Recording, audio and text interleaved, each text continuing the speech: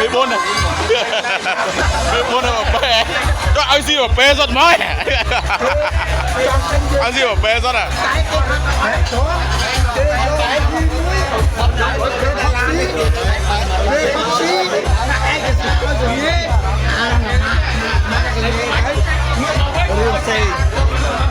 bỏ lỡ